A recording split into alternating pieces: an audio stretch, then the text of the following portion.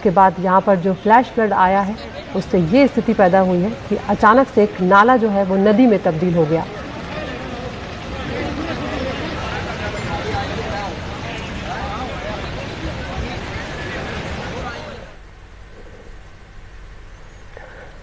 और हिमाचल प्रदेश में कई जिलों में रविवार रात से ही तेज बारिश हो रही है। भारी बारिश और भागसू में पानी के तेज बहाव के कारण कई पेड़ भी गिरे हैं। कई नाले के पास वहां पर बने घर जो हैं उन्हें भी खासा नुकसान पहुंचा है। तो एक के बाद एक जो बादल फटा और उसके बाद जो तेज बारिश हुई, कल के बाद से ही स्थिति लगातार जो है वहां पर इस तरह की देखने को मिल रही है। और ये तस्वीरें जो हैं, ये फ्लैश फ्लड हुआ है, उसके बाद पेड़ गिरे हैं, कई घरों को यहाँ पर नुकसान पहुंचा है। इस बारे में ज्यादा जानकारी दे रहे हैं हमारे संवाददाता मोहम्मद गजाली।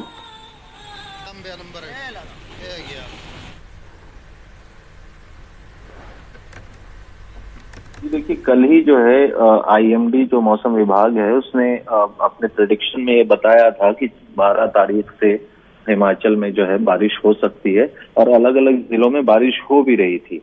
और लेकिन फिर भी जो सैलानी या पर्यटक हैं वो तो भारी संख्या में हर जगह पहुंच रहे थे। और कांगड़ा जिला का जो धर्मशाला इलाका है जहां पर ये बारिश और जहां के विजुअल्स आप देख रहे हैं, वहां भी सैलानियों की तादाद बहुत है। कई गाड़ियों की क्षतिग्रस्त या पानी में बह जाने की विजुअल्स आ रहे हैं और खबरें भी आ रही हैं। फिलहाल वहां पर अभी भी बारिश का मौसम बना हुआ है। एक बार बादल फटा है सुबह, जिसकी वजह से ये पानी का बहाव और आसपास जो छोटे बड़े नाले होते हैं वो ओवरफ्लो कर रहे हैं और इतने फोर्स के साथ पानी का बहाव है कि आसपास के जो होटल्स हैं उनको भी कुछ डैमेज हुआ है और गाड़ियों को तो खास करके डैमेज हुआ ही है।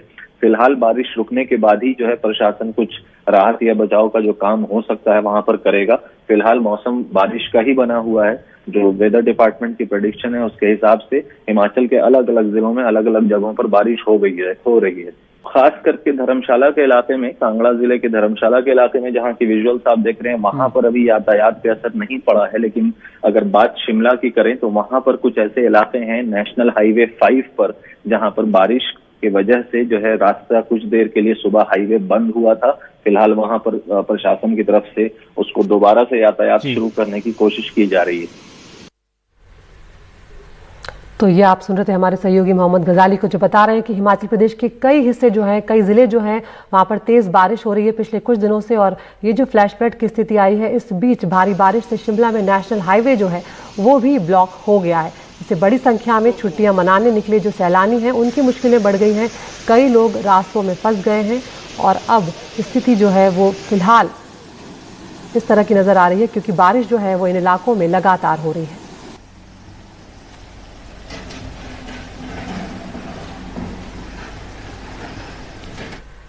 दिल्ली की बात करते हैं अब, जहां पर बारिश तो बिल्कुल नहीं हो रही है लेकिन पीने के पानी का संकट जो है वो लगातार गहराता जा रहा है। और बीजेपी ने आज केजरीवाल सरकार के खिलाफ यहां पर प्रदर्शन किया है। बीजेपी का आरोप है कि केजरीवाल सरकार टैंकर माफिया के साथ मिली हुई है।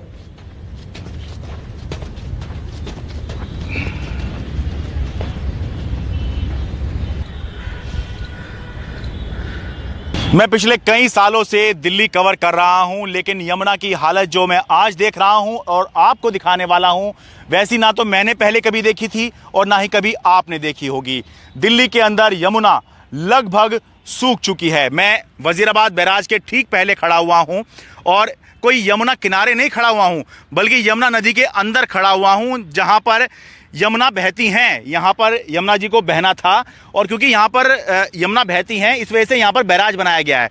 जिस जगह मैं खड़ा हुआ हूँ इस जगह पर यमुना अपने लगभग पूरे फ्लो में बहती है और ये दिल्ली के अंदर पहला बैराज आता है, वजीराबाद बैराज, जहाँ पर यमुना के पानी को रोककर अलग अलग जगह पर डाइवर्ट किया जाता है। लेकिन यहाँ पर देखिए, हालत देखिए कि दूर दराज तक जहाँ तक आप नज़र दौड़ाएंगे केवल यमुना की एक धारा आपको नज़र आएगी जो ये पुष्टि करेगी कि हाँ यही यमुना जी बह रही हैं।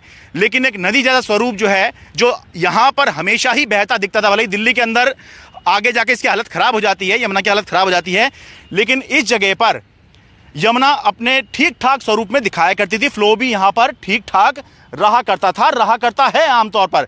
लेकिन हालत आज ये हो गई है कि यमुना इतनी सूख चुकी है कि हम यमुना के बीचों बीच खड़े होकर रिपोर्टिंग कर रहे हैं।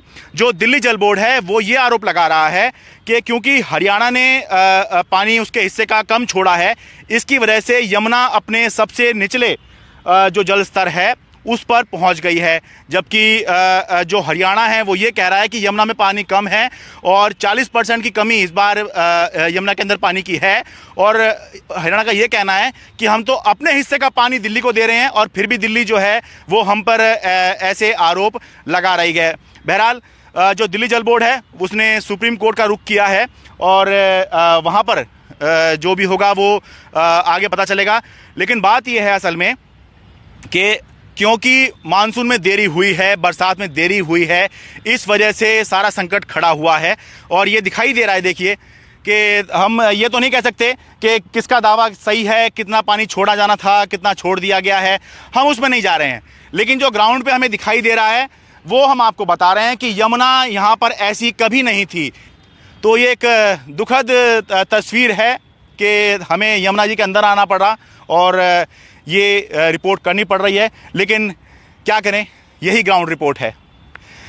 वजीराबाद बैराज से यमुना नदी के बीचों बीच से अपने सहयोगी कैमरा पर्सन सुधीश कुमार राम के साथ मैं शरद शर्मा, एनडीटीवी इंडिया। तो दिल्ली में जो पानी का संकट है उसको लेकर अरविंद केजरीवाल जो है वो हरियाणा सरकार पर आरोप लगा रहे हैं कि हरियाणा ने पानी रोका हुआ है। और इस संकट को लेकर बीजेपी ने आज केजरीवाल सरकार के खिलाफ विरोध प्रदर्शन किया है। बीजेपी का आरोप है कि केजरीवाल सरकार टैंकर माफिया के साथ मिली हुई है।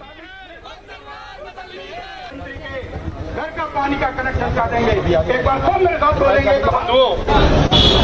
मुझसे पूर्व वक्ताओं ने अभी सिलसिलेवार जानकारी दी, जिन्होंने 50,000 करोड़ रुपए और कई हिस्सों में बिजली का कहर देखने को मिला है। उत्तर प्रदेश की अगर बात करें तो यहाँ पर अलग अलग इलाकों में बिजली गिरने से 36 लोग अब तक अपनी जान गंवा चुके हैं। कानपुर और उसके आसपास के जिलों में 18 लोगों की जान गई है। प्रयागराज में 14 लोगों की मौत हुई है। कौशाम्बी में 4, आगरा में 3, उन्नाव में 2, प्रतापगढ़, वाराणसी और रायबरेली में एक व्यक्ति की मौत हुई है। कई जगहों पर बिजली की वजह से जानवरों की भी जान चली गई है। हादसे में मृत लोगों के परिजनों के लिए उत्तर प्रदेश सरकार की तरफ से 4-4 लाख रुपए के मुआवजे का ऐलान किया गया है। और वहीं प्रधानमंत्री नरेंद्र मोदी ने मृतकों के परिजनों को 2 लाख और घायलों को 50,000 रुपए की मदद देने का ऐलान किया है।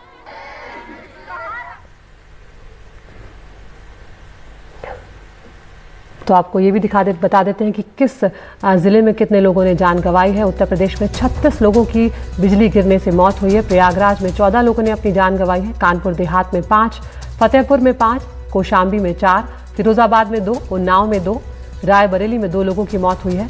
हरदोई में 1 व्यक्ति की जान गई है और झांसी में भी 1 व्यक्ति ने अपनी जान बिजली के चलते गंवाई है। राजस्थान में भी कुछ ऐसी ही स्थिति पैदा हुई। 20 लोगों की जान बिजली गिरने से जा चुकी है, जिसमें से जयपुर में 11 है, कोटा में 4, धौलपुर में 3, झालावाड़ और बारां में 1 व्यक्ति की मौत हुई है। जयपुर में बड़ा हादसा यहाँ पर सामने आया। आमिर महल के सामने वॉच टावर जो है वहां पर यह हादसा हुआ है, जहां पर लोग सेल्फी ले रहे थे, तस्वीरें ले रहे थे, मौसम अच्छा था, लेकिन अचानक बिजली गिरी और वहां खड़े लोग पहाड़ी जंगल की तरफ गिर गए। इस हादसे में अब तक 11 लोग अपनी जान गंवा चुके हैं। कुछ लोग गंभीर रूप से भी घायल हुए हैं। तस्वीरें भी आप देख पा रहे हैं, जिससे अंदाजा लगाया जा सकता है कि उस वक्त क्या स्थिति रही होगी। इसके अलावा जयपुर के अलावा कोटा में 4 बच्चों की भी जान चली गई है और धौलपुर में 3 बच्चों की मौत हुई है। यहाँ पर अशोक गहलोत सरकार ने मृतकों के परिजनों को 5-5 लाख रुपए मुआवजा देने का ऐलान किया है। और वहीं प्रधानमंत्री ने इस घटना पर दुख जताया है। उन्होंने यहाँ पर भी मृतकों के परिजनों को 2-2 लाख रुपए की मदद देने का ऐलान किया है।